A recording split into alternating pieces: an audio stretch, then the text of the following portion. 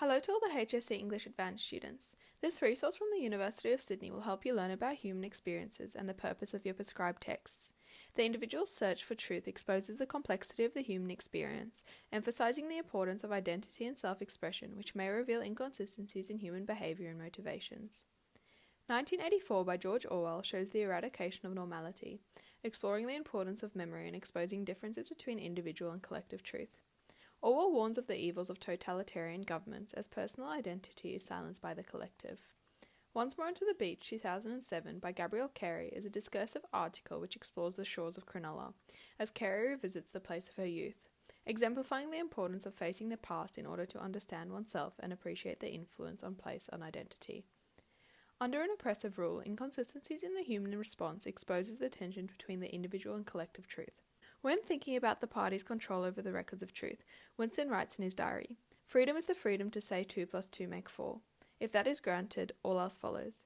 Using the diary as a symbol of secrecy and identity, Orwell evokes a hopeful tone which reveals Winston's motivations for freedom.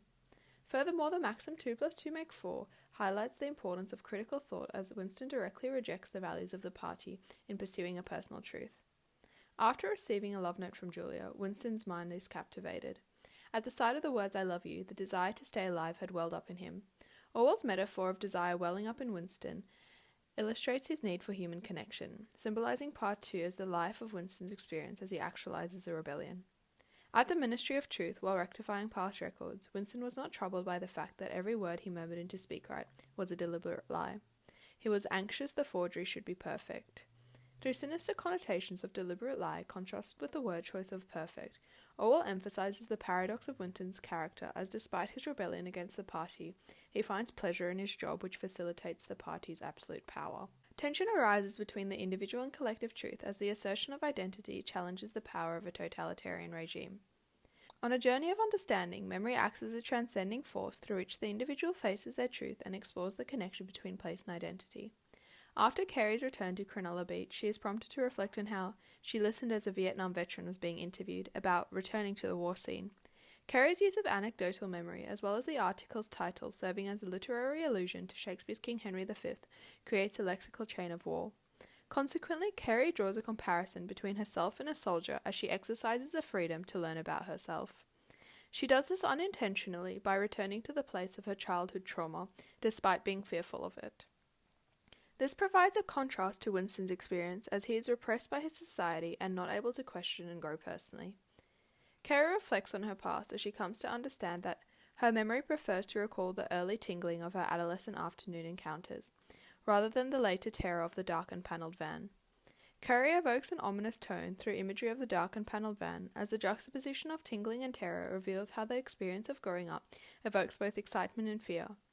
Hence, by reflecting on her adolescent rites of passage, Carey reveals a changing perspective of sexual relationships as the motivation of individuals shift to be more sinister, demonstrating how memory can become selective in an attempt to remove the feeling of shame. After her visit to Cronulla, Carey hypothesizes that the rash could only have been the flaring up of old fears, the stirring of long-buried anxieties. Through personification of her anxieties, Carey's motif of the rash as a physical manifestation of her suppressed memories reveals how the beach shaped her identity, and when faced with her anxieties, she finds relief in acknowledging and accepting her fear.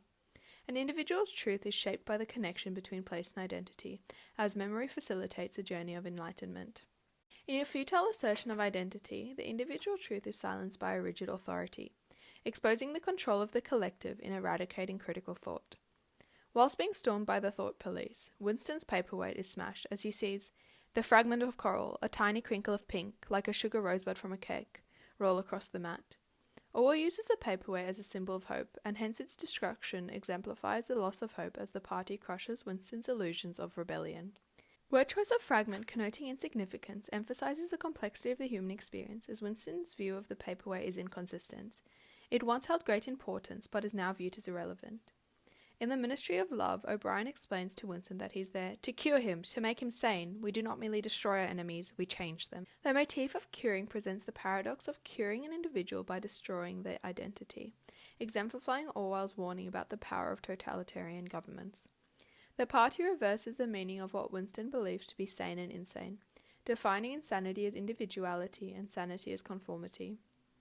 Hence, Orwell shows that the party considers Winston insane as he asserts individuality.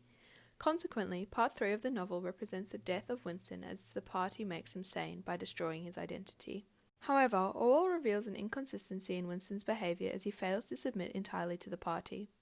When writing on a piece of paper at the Ministry of Love, the pencil felt thick and awkward in Winston's fingers, as he accidentally writes, "God is power." Through sensory description of the awkward pencil, Orwell reveals that Winston has not yet entirely submitted to the party, despite his conscious effort to surrender himself to him. In a dystopian world, an individual's truth is outlawed, resulting in the absorption of the individual into the collective. The understanding of an individual's identity is attributed to an exploration of truth, through which the complexity of the human experience is revealed. Orwell warns the reader about the dangers of unaccountable governments, as protagonist Winston engages in a futile assertion of identity, which opposes the collective truth. Once More Into the Beach emphasizes the connection between place and identity, highlighting the importance of individual truth and accepting one's past. I hope this video has helped you gain an understanding of the complexity of the human experience in your prescribed texts. Good luck for the year to come.